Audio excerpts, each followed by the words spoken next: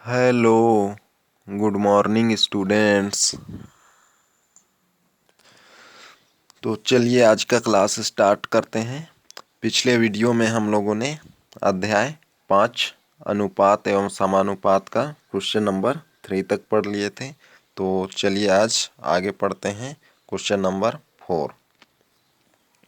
तो question number 4 है, एक थैले में 1 रुपये, 2 रुपये व 5 रुपये के कुछ सिक्के 1:2:5 के अनुपात में हैं। यदि थैले में कुल 1590 यानी कि 1590 रुपये है तो प्रत्येक प्रकार के सिक्कों की संख्या ज्ञात कीजिए। तो यहाँ दिया गया है, एक थैला है जिसमें 1 रुपये, 2 रुपये, 5 रुपये और 5 रुपये के कुछ सिक्के 1:2:5 के अनुपात में है। यदि थैले में कुल 1590 रुपये हैं तो प्रत्येक प्रकार के सिक्कों की संख्या ज्ञात करना है। अर्थात यहाँ 1 रुपये के कितने सिक्के, 2 रुपये के कितने सिक्के और 5 रुपये के कितने सिक्के हैं उस थैले में, उनको ज्ञात करना है। तो आइए हल करते हैं। तो हल नंबर 4, तो इसमें दिया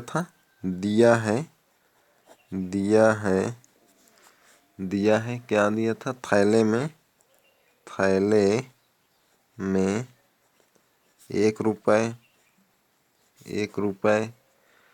2 रुपये व 5 रुपये, 1 रुपये, 2 रुपये व 5 रुपये के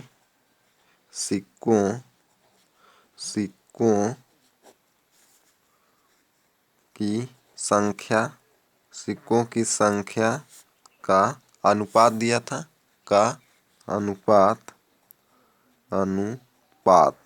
अनुपात कितना दिया था, = 1:2:5। तो इस अनुपात में दिया था 1 रुपये, 2 रुपये और 5 रुपये के सिक्कों का अनुपात। तो माना जब भी अनुपात वाला रहता है तो उसमें के या एक्स शामिल कर लेना है। तो माना 1 रुपये के सिक्कों की संख्या, 1 रुपये के सिक्कों की संख्या = कितना मान लिए, के या 1 के। यहाँ 1 अनुपात था 1 रुपये का, ये तो 1 के। इसी तरीके से और 2 रुपये के सिक्कों की संख्या, 2 रुपये के सिक्कों की संख्या = कितना हो जाएगा, 2 अनुपात था तो क्या हो जाएगा, 2 के मान लिए। अब 5 रुपये तथा 5 रुपये तथा 5 रुपये के सिक्कों की संख्या। तो 5 रुपये के सिक्कों की संख्या कितना हो जाएगा, 5 के। इतना समझ गए। अब इसके बाद तो क्या हो जाएगा, अतः 1 रुपये के 1 के सिक्कों का मूल्य, सिक्कों की संख्या कितना है 1 के 1 रुपये का, तो 1 रुपये सिक्कों की संख्या, तो 1 रुपये जो है उसका मूल्य 1 रुपये है। 2 रुपये के सिक्कों का मूल्य, प्रत्येक सिक्के का मूल्य कितना है, 2 रुपये है। और 5 रुपये के जो सिक्के हैं उसका प्रत्येक का मूल्य कितना है, 5 रुपये है। तो 1 रुपये के सिक्के हैं हम लोग के पास 1 के, तो और प्रत्येक सिक्के का मूल्य कितना है, 1 रुपये। तो क्या कर देंगे, 1 से मल्टीप्लाई कर देंगे तो प्रत्येक सिक्कों की जो संख्या है उनका मूल्य ज्ञात हो जाएगा। तो 1 रुपये के सिक्कों का मूल्य = क्या हो जाएगा, 1 के मल्टीप्लाई 1 = कितना हो जाएगा, के रुपये। तो इतना हो जाएगा, के रुपये हो जाएगा। इसी तरीके से आगे जो है 2 रुपये का, 2 रुपये के 2 के सिक्कों का मूल्य = कितना हो जाएगा, 2 के मल्टीप्लाई 2 = 4 के रुपये हो जाएगा। और इसी तरीके से और जो है, तथा 5 रुपये के 5 के कुल जो सिक्के हैं 5 रुपये के, वो 5 के सिक्के हैं कुल सिक्कों की संख्या 5 के है और प्रत्येक सिक्के का मूल्य कितना है 5 रुपये, इसलिए क्या हो जाएगा 5 से मल्टीप्लाई कर देंगे 5K को, तो 5K का जितना भी मूल्य यानी कि कुल मूल्य निकल जाएगा। तो 5K सिक्कों का मूल्य इज इक्वल टू कितना हो जाएगा 5K multiply 5 is equal to 25K रुपए। तो ये हो जाएगा, इतना समझ गए। अब प्रश्नानुसार कुल मूल्य इक्वल टू कितना दिया था 1590 रुपये दिया था कुल मूल्य, यानी कि सभी सिक्कों का जितना भी मूल्य होगा यानी कि प्लस करेंगे तो वो कितने के बराबर दिया था 1590 के रुपए के बराबर। इसलिए क्या हो जाएगा K प्लस 4K सभी सिक्कों के मूल्य को प्लस कर देंगे, उसको किसके बराबर रख देंगे इसके बराबर। तो K plus 4K plus 25K is equal to 1590 रुपये। तो ये हो जाएगा, तो इन सब को प्लस कर देंगे तो कितना हो जाएगा 30K इज इक्वल टू 1590। तो K इज इक्वल टू कितना हो जाएगा 1590 अपॉन 30। तो इसको सरल कर देंगे तो आ जाएगा हम लोग का K इज इक्वल टू 53। तो K का मान कितना आ गया 53। अब K का मान रख देंगे तो 1 रुपये के सिक्कों का मूल्य निकल जाएगा, 2 रुपये के यहाँ रखेंगे तो 2 रुपये के सिक्कों का मूल्य, और K का मान रख देंगे यहाँ 5 रुपये के, तो यहाँ पर 5 रुपये के सिक्कों का मूल्य निकल जाएगा। तो अतः क्या हो जाएगा,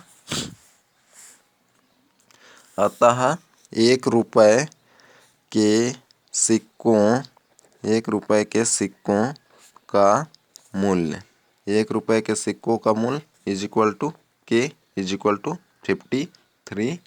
इतना हो जाएगा सिक्कों की संख्या, सिक्कों की संख्या माने थे 1 रुपये के सिक्कों की संख्या K माने थे, तो 1 रुपये के कुल सिक्कों की संख्या K का मान कितना है 53, यानी कि 1 रुपये के जो कुल सिक्के हैं उस थैले में 53 सिक्के हैं। अब इसी तरीके से 2 रुपये का निकाल लेंगे, 2 रुपये के सिक्कों की संख्या, 2 रुपये के सिक्कों की संख्या, यहाँ पर भी संख्या 2 रुपये के सिक्कों की संख्या इज इक्वल टू कितना हो जाएगा 2K इक्वल मल्टीप्लाई कर देंगे तो 2 multiply 53 is equal to multiply कर देंगे तो 106 सिक्के हो जाएंगे। अब इसी तरीके से और जो है इसी तरीके से 5 रुपये के सिक्कों की संख्या, 5 रुपये के सिक्कों की संख्या, तो 5 रुपये के सिक्कों की संख्या इज इक्वल टू कितना था 5K था, तो is equal 5 multiply 53 is equal to multiply कर देंगे तो 265। तो ये हो जाएगा आंसर हम लोग का। तो इस तरीके से बनाना है तो बन जाएगा। तो आइए अब आगे देखते हैं अगला क्वेश्चन। अगला क्वेश्चन है क्वेश्चन नंबर 5। तो क्वेश्चन नंबर 5 है दूध और पानी के 100 लीटर यानी कि 100 लीटर मिश्रण में 10% पानी है, इस मिश्रण में कितना लीटर शुद्ध दूध मिलाया जाए कि नए बने मिश्रण में केवल 5% पानी हो। तो क्वेश्चन क्या बोल रहा है, दूध और पानी का जो 100 लीटर का मिश्रण है, यानी कि 100 लीटर जो है जिसमें दूध और पानी दोनों हैं, जिसमें 10% पानी है, यानी कि उस मिश्रण जो है 100 लीटर उसमें 10% पानी है, तो इस मिश्रण में कितना लीटर दूध और मिलाया जाए कि नए बने मिश्रण में केवल 5% पानी हो। तो क्या ज्ञात करना है, दूध की मात्रा हम लोग को ज्ञात करना है। तो आइए इनका हल करते हैं, यानी कि इस मिश्रण में और कितना दूध यानी कि शुद्ध दूध मिलाया जाए उनको हम लोग को ज्ञात करना है। तो हल नंबर 5, तो इसमें दिया था दूध और पानी के मिश्रण का आयतन, यानी कि दूध और पानी के आयतन का मिश्रण कुल कितना है 100 लीटर है, मिश्रण में 10% पानी है, तो मिश्रण जो है उसमें 10% पानी है, तो दूध की मात्रा कितना हो जाएगा 90% होगा, क्योंकि परसेंटेज हमेशा 100 में चलता है। तो क्या हो जाएगा, मिश्रण में 10% पानी हो तो दूध की मात्रा is equal to 100 minus 10 is equal to 90%। तो ये हो जाएगा किसका, दूध का प्रतिशत। अतः मिश्रण में 10 लीटर क्या हो जाएंगे पानी और 90 लीटर दूध हो जाएंगे। तो अतः अतः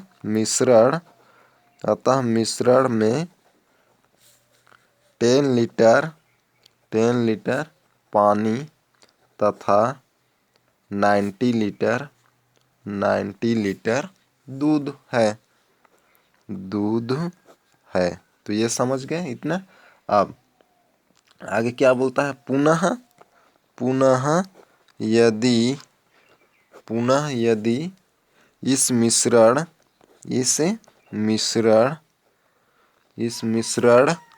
अब क्या बोला था इसमें, और कितना शुद्ध दूध मिलाया जाए, तो मान ले रहे हैं। तो पुनः यदि इस मिश्रण में x लीटर, अब कितना दूध मिला रहे हैं हम लोग, x लीटर, तो x लीटर शुद्ध दूध मिलाया जाता है तो नए मिश्रण का आयतन कितना हो जाएगा। पहले आयतन कितना था, 100 लीटर था, तो अब x लीटर मिला रहे हैं तो क्या हो जाएगा, x प्लस हो जाएगा। तो नए मिश्रण का आयतन कितना हो जाएगा, 100 प्लस x, यानी कि 100 प्लस x लीटर। तो ये हो जाएगा, इतना समझ गए।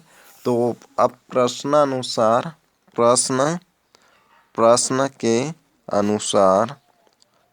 के अनुसार तो क्या हो जाएगा, 100 यानी कि 100 plus x litre, 100 plus x litre में क्या हो जाएगा, 90 plus x litre, 90 plus x litre, 90 plus x litre शुद्ध, 90 प्लस x लीटर क्या हो जाएगा, शुद्ध दूध होगा, शुद्ध दूध है, क्योंकि x क्या है, दूध की मात्रा है। तो पहले दूध की मात्रा कितना था, 90 था। अब अभी हम लोग कितना लीटर डाल रहे हैं दूध उस मिश्रण में, x लीटर।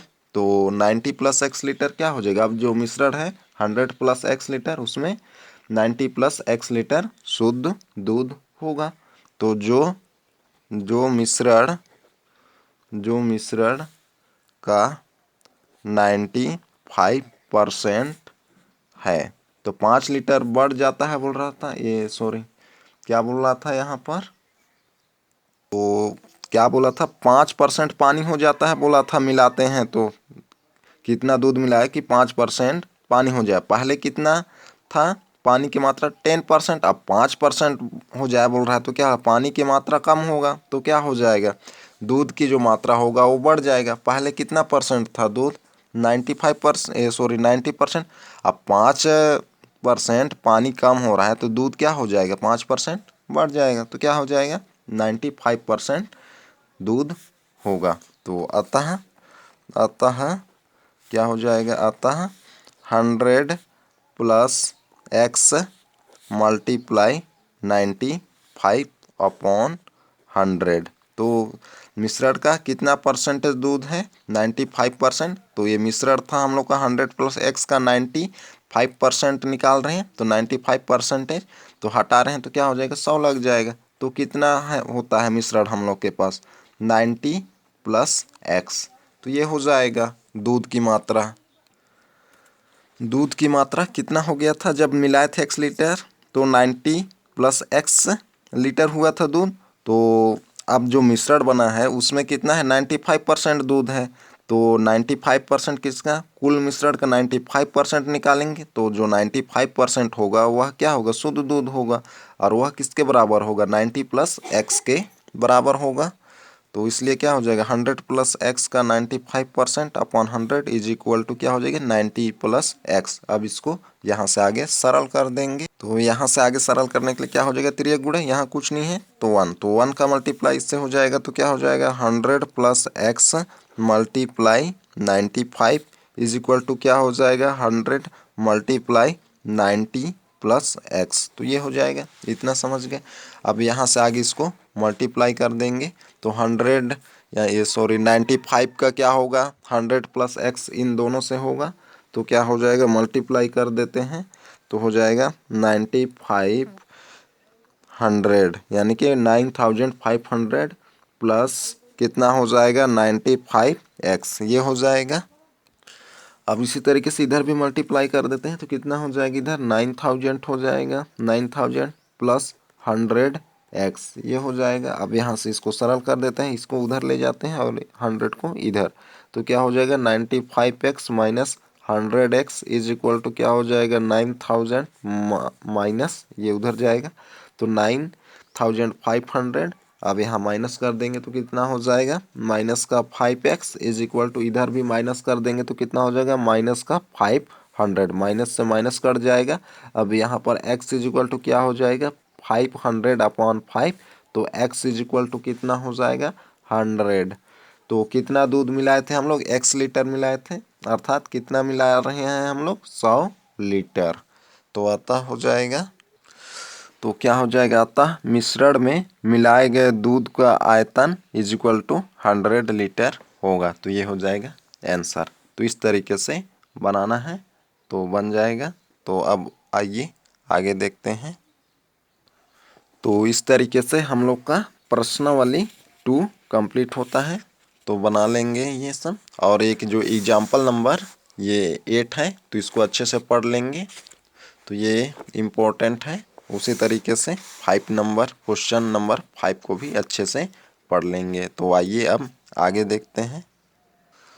तो आगे है समानुपात, प्रोपोर्शन। तो आइए देखते हैं समानुपात क्या है। तो ये सब आप लोग पढ़ लेंगे। तो हम लोग यहाँ से देखते हैं सीधे कि समानुपात क्या होता है। दो तुल्य अनुपातों के इस संबंध को समानुपात कहते हैं। दो अनुपातों के समानता के संबंध को समानुपात कहते हैं।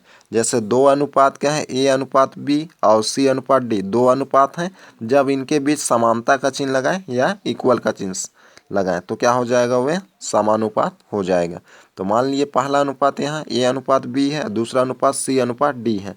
तो समान हो तो इन्हें ऐसे लिखा जा सकता है, A अनुपात B इज इक्वल C अनुपात D। तो इसे ऐसे भी दर्शा सकते हैं। तो A अनुपात B समानुपात C अनुपात D। तो यह दो जो है अनुपात एक जगह रहते हैं तो क्या होता है, समानुपात। या 4 डॉट बिंदु रहते हैं तो समानुपात। जब एक के डॉट बिंदु रहते हैं, एक जोड़ी रहते हैं डॉट बिंदु के, तो वह अनुपात। जब अनुपात हटाते हैं तो क्या लगता है, बटे का चिन्ह, और समानुपात हटाते हैं तो इक्वल का चिन्ह। तो ये याद रखेंगे। तो समानुपात क्या है, दो अनुपातों के समानता को ही समानुपात कहते हैं। तो यहाँ बताया भी गया है समानुपात का चिन्ह ये है, तो ये याद रखेंगे। जिसमें और राशियाँ A, B, C और D समानुपात के पद हैं। तो A, B, C, D क्या है, समानुपात के पद हैं। प्रथम पद A और चौथा पद D है। तो प्रथम पद क्या है, A, चौथा पद D है, ये पहला, और ये चौथे नंबर पर है। उसी तरीके से B क्या हो जाएगा, द्वितीय पद, और C तृतीय पद। ये समझ गए। तो अब आगे है, इन दोनों पदों को चरम पद कहते हैं। यानी कि प्रथम पद और चौथा पद को चरम पद कहते हैं। इसी तरीके से दूसरा पद B और तीसरा पद C को मध्य पद कहते हैं। तो ये भी याद रखेंगे कि पहला और चौथा जो पद है उसको चरम पद, दूसरा और तीसरा पद को मध्य पद कहते हैं।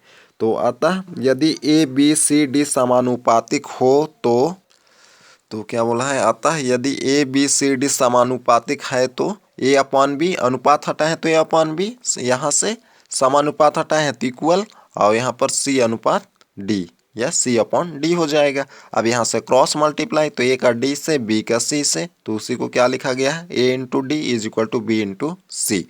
यानी कि समानुपात के मध्य पदों का गुणनफल उनके चरम पदों के गुणनफल के बराबर होता है। तो ये भी याद रखेंगे कि कोई भी पद, चार पद कब समानुपात होंगे, जब उनके उनके मध्य पदों का गुणनफल यानी कि दूसरा और तीसरा, और चरम पद यानी कि प्रथम और चौथे पदों का गुणनफल क्या हो, समान हो।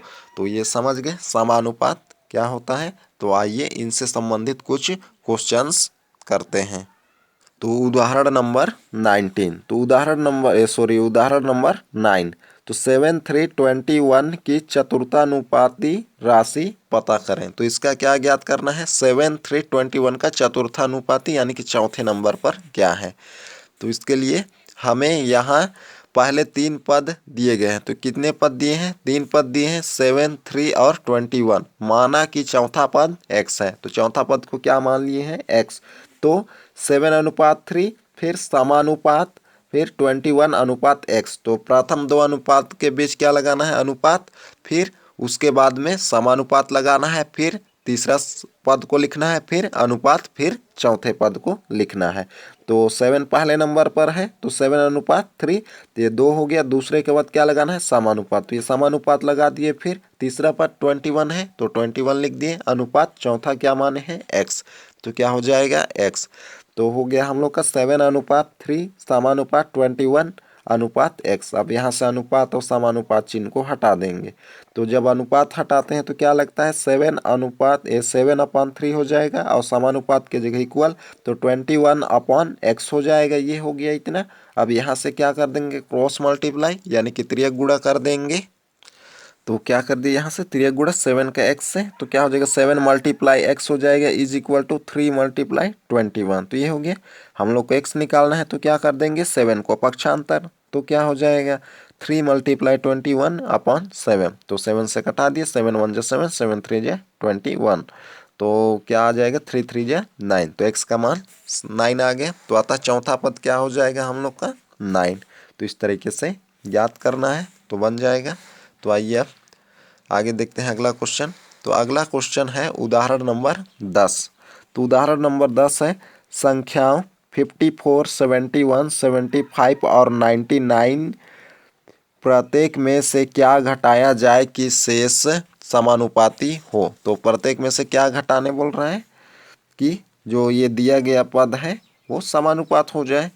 तो मान लिए हम लोग, माना दी गई संख्याओं में से y घटाया जाए, तो क्या घटाया जाए, y घटा रहे हैं हम लोग, तो प्रत्येक में y घटा देंगे, तब क्या हो जाएगा, यह समानुपात हो जाएगा। तो सभी में y घटा रहे हैं, 54 में, तो क्या हो जाएगा 54 - y, फिर अनुपात, फिर 71 - y, फिर क्या लगाना है, 2 पद हो गया, इसके बाद समानुपात, तो समानुपात, फिर तीसरा जो पद है 75, तो इसमें 75 - y, फिर अनुपात, यहाँ पर अनुपात लगेगा, तो अनुपात 99 - y, तो ये हो गया इतना। अब यहाँ से क्या कर देना है, अनुपात और समानुपात का चिन्ह हटा देंगे। तो 54 - y अपॉन, अनुपात हटाएंगे तो अपॉन हो गया, 71/y is equal to 75 - y upon 99 - y। अब यहाँ से क्या कर देंगे, दरिया गुणा कर देंगे। तो यहाँ पर क्या हो जाएगा, 54 - y का मल्टीप्लाई किससे हो जाएगा, 99 - y से, और उसी तरीके से 71 - y का मल्टीप्लाई 75 - y से हो जाएगा। यहाँ से गुणा कर दीजिए इस तरीके से।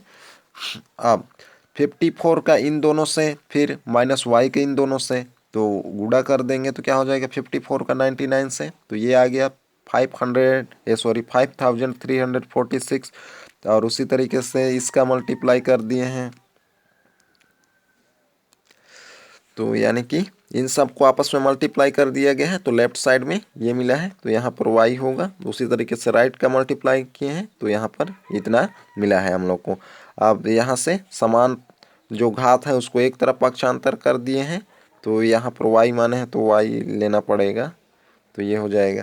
तो यहाँ पर y के घात ये 2 वाला कट गया है यहाँ से, ये इससे, तो इसको इधर ले लाए हैं, और ये जो है उधर चल गया है तो माइनस, तो इस पूरे को सरल कर दिए हैं, तो क्या हो जाएगा y, यहाँ से इसको माइनस कर दिए, 53y में 146y, तो 7y, और यहाँ से इसको सरल किए हैं तो 21 मिला है। तो यहाँ से y निकालना है तो क्या हो जाएगा, 7 को पक्षांतर, तो 21/7 इज इक्वल टू 3। तो क्या घटाना पड़ेगा हम लोग को, प्रत्येक में y घटाएंगे तो क्या हो जाएगा, समानुपात हो जाएगा। तो इस तरीके से बनाना है तो बन जाएगा। तो आइए अब आगे देखते हैं अगला क्वेश्चन। तो अतः क्या हो जाएगा, अतः यदि प्रत्येक पद में 3 घटाएं तो मिलने वाली संख्या समानुपात होगी। तो ये हो जाएगा आंसर। तो आगे देखते हैं, सतत अनुपात, कंटिन्यूड प्रोपोर्शन, यानी कि सतत अनुपात क्या होता है, आइए पहले समझते हैं। तो कई राशियां जिनमें पहली और दूसरी राशि में वही अनुपात होता है जो दूसरी और तीसरी राशि में, और तीसरी और चौथी राशि के अनुपात भी बराबर होता है। जैसे मान ले रहे हैं, यदि a b c d e राशियां इस प्रकार हों कि a अनुपात b, फिर b अनुपात c, a/b is equal to b/c is equal to c/d is equal to d/d, तो यहाँ देख रहे हैं कि पहला जो पद है ए अपान बी, फिर दूसरा जो पद है वो पहले पद के नीचे वाले से स्टार्ट हो। तो पहला पद का नीचे क्या है, बी है, तो ये फिर बी से स्टार्ट होना चाहिए, बी अपान सी। फिर तीसरा जो पद होगा वह किससे स्टार्ट होगा, दूसरे जो पद है उसके दूसरे पद से, यानी कि नीचे वाले से, तो यहाँ से। तो क्या हो जाएगा, सी अनुपात डी, फिर डी अनुपात डी। जब ये इस तरीके से इक्वल हो तो यह क्या कहलाता है, सततनुपात। तो आइए देखते हैं। तो चूंकि ए अनुपात बी अनुपात सी, तो बी को ए और सी का मध्यानुपाती कहेंगे। तो इस तरीके से क्या है, ए अनुपात बी अनुपात सी हो तो बी को ए और सी का मध्यानुपात कहेंगे। तो बी कहाँ है, बीच में है, इसलिए मध्यानुपात कहेंगे। यानी कि ए अनुपात बी समानुपात सी अनुपात डी। तो जब इस तरीके से रहता है तो बीच वाला क्या हो जाता है, डबल हो जाता है। तो क्या हो जाएगा, ए अनुपात बी समानुपात बी अनुपात सी। तो यहाँ से अब हटा देंगे अनुपात और समानुपात, तो क्या हो जाएगा, A upon B is equal to B upon C. ये हो जाएगा। अब यहाँ से फिर तिरक गुणा A into C B into B square आ गया, तो ये हो गया। स्क्वायर हटाएंगे तो क्या हो जाएगा, B is equal to plus minus A C. तो इस तरह मध्य राशि का मान निकाल सकते हैं। तो इस तरीके से ज्ञात करना है। तो आइए देखते हैं। तो जैसे उदाहरण नंबर 11, तो उदाहरण नंबर 11 है 6 और 54 का मध्यानुपाती ज्ञात करें। तो 6 और 4 का मध्यानुपाती ज्ञात करना है। तो मान लिए माना 6 और 54 का मध्यानुपाती x है, तो बीच में लिखेंगे इसको।